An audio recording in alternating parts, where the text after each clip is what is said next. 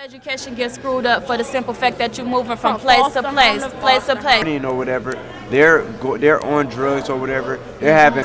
She let her boyfriend of 2 weeks, the boyfriend that she been on for 2 weeks, move in the same time me and my sister moved. Could put beer in our juice. I used to live with my uncle, and he used to beat my auntie. We never had parents. Beat my auntie. How should I even try? You ain't gonna be nothing.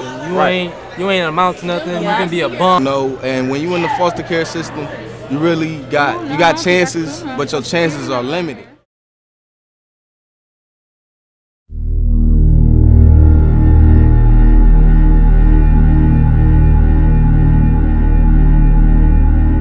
The bottom line is, it doesn't matter what you come from. Like, I've been in foster care and boys' homes, 16 boys' homes, and like I think it's like 12 foster homes my whole life, you know. And that don't matter. That actually makes you stronger. That makes you a tougher person, you know, because you went through something that you learned experience from, you know. So if you want to succeed, you will succeed.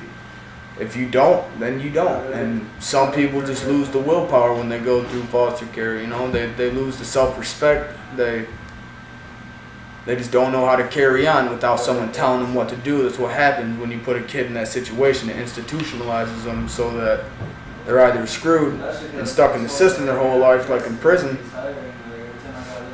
or they make it out all right.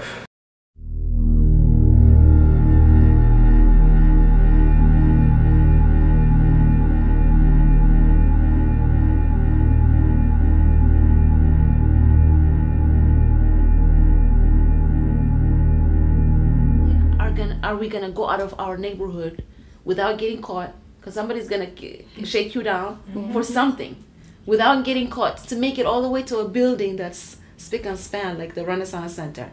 How the heck are you gonna make it inside to apply for a job? You have to pass so many things. First, you gotta pass your own neighborhood people who are gonna be like, "Where are you going dressed like that?" Right. They might know you. They still. What?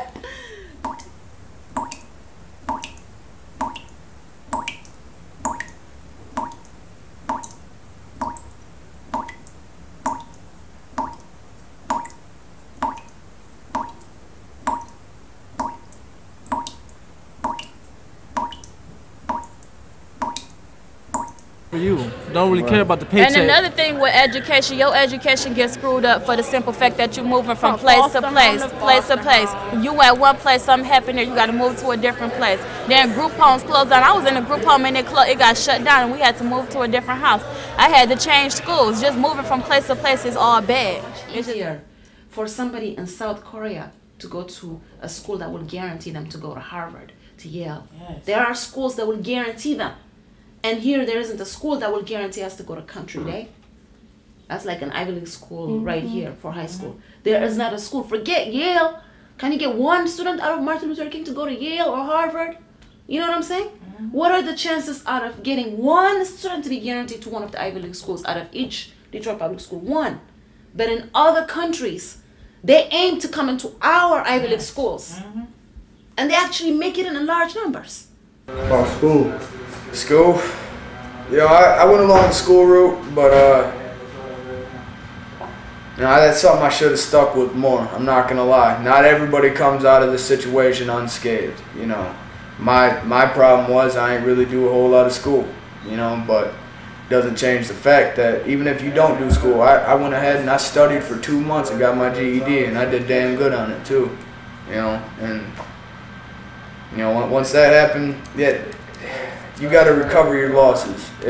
There's always going to be something that's going to happen that's bad that you have to deal with. Like going through all the foster homes, I wouldn't get half the credits I went to school for just because I wasn't there at the time. So you see what's wrong and you see what you have to do to fix it, and then you do that.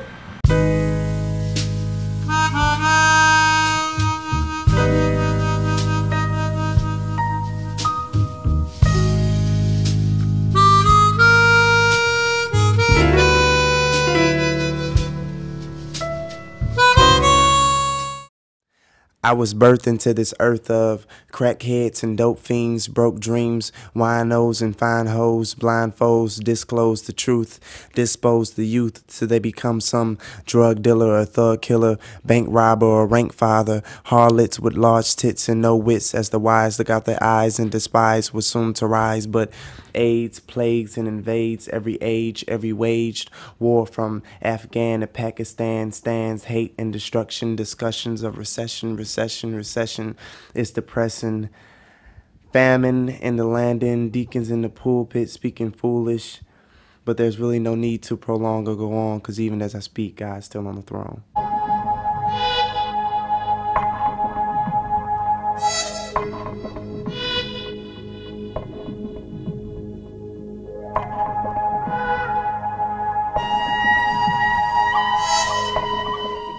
Difficult for our children who are aging out of foster care to garner all of the necessary support. First of all, to become an adult at 18 is false. Most of us don't become adults until we're at least 25. But the expectation of the foster care system at this point in time is that once a child reaches the age of majority, which is 18, then they are able to take care of themselves. The age of 18, you know, when you first was considered as an adult as far as the state of Michigan. You know? Well, as far as the state of Michigan was concerned, as soon as I was an adult, I was completely cut off, you know. They take you from an abandonment situation and then stick you in another one, you know. As soon as I turned 18, just had to get a job. That was it. You know, what else can you do? You know, it's either that or go hungry. You know, and I refused to be a part of the system. You cannot have a plan to achieve your goal and be in this community that we know what it's about. We already know what it's about. We can't expect excellence and keep the same friends. We can't.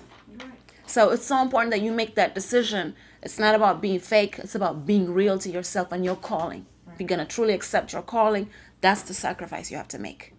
Your friends now will have to be people who have the same principles, the same commitment, people who will make the same sacrifice, and those who will open doors for you. So you could get to where you're going.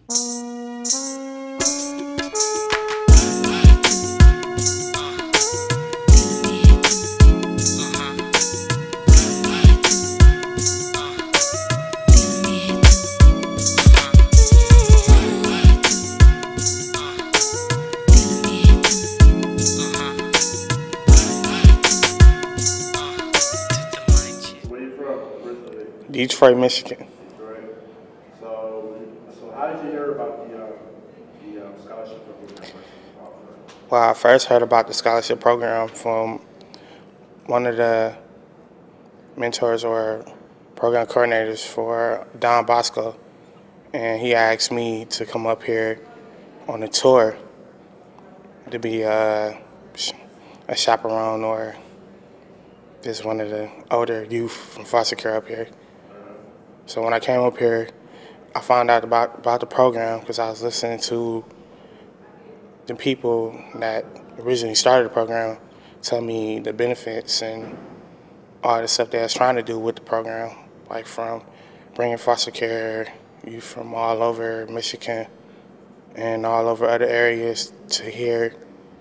They start a program which is basically surrounded by foster care instead of just sending kids from foster care to other schools without no support. So how did you first hear about the 4-year scholarship program at Western?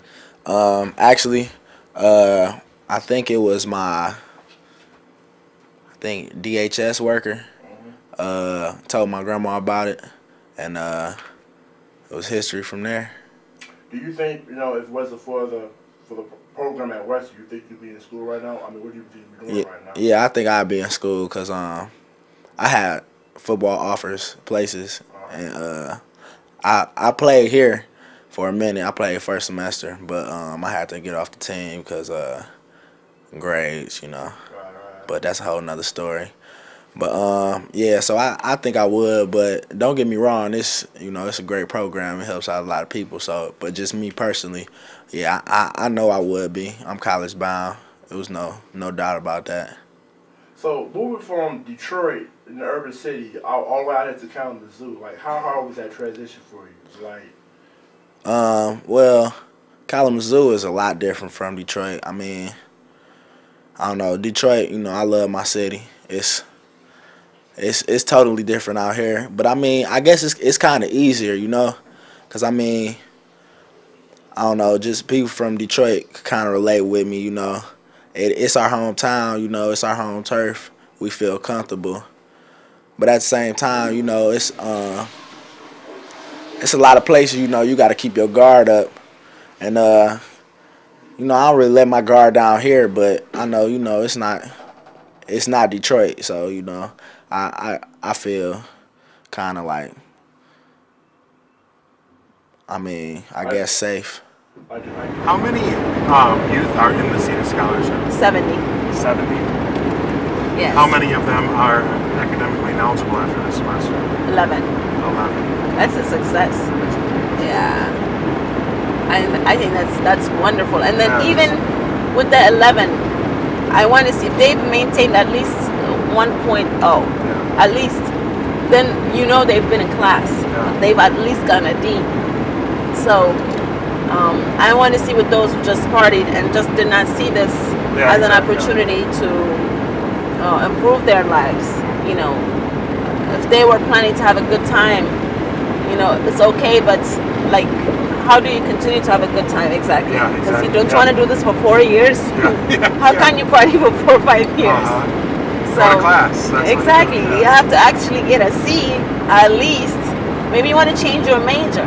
Academics, if you really are just trying to have a good time, let's figure out how you can have a good time. Exactly. You know about ours. This is a move. So, what do you guys do here on campus besides go to class? Like, Argue and fight. Argue? Sorry? Nah. You go to the cab. The rec center. You eat all day. Go to the bar center. Go to the computer lab. Yeah. Eat. The library. That's all we do all day. Not really. That's the funnest part about living on campus. Food. It's a lot of stuff to do off campus, like in the bus systems run. It's a lot of parties off campus. House parties, house parties, club parties, apartment parties, block parties. Parties. Right, where he be going? We need to hang with Malcolm. Right, where you be going? We need to hang with Malcolm. You don't be going nowhere. Right, where we been at? You keeping us in the dark? First off, you talk to Roderick. So. Shut up! Don't you try to hold Roderick on camera. Nah, it's a lot. I don't know what they talking about. They be banging. If you wanted to be banging, it's banging. Right. You get drunk enough. Shut up! We don't condone underage. We do not condone. Oh yeah, of course not. I would never let them. But he like 30 anyway. I know, so you can put him on camera. Sam, the granddaddy of it all. He the alumni. Sam, the oldest true freshman ever. Sam, 55. So where y'all majors? I know your major. Where y'all majors around in school? Communications. Communication. Is there a specific field you want to do with communication? Broadcast journalism, public relations. All right. How about you, sir? Exercise science. Exercise science. How about you? Undecided. Undecided. Business probably. Nursing. Health field. Are you going to college? Oh.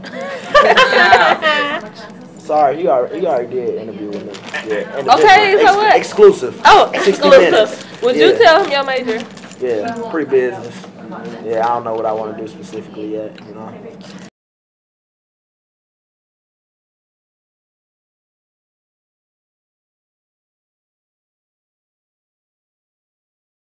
So I think all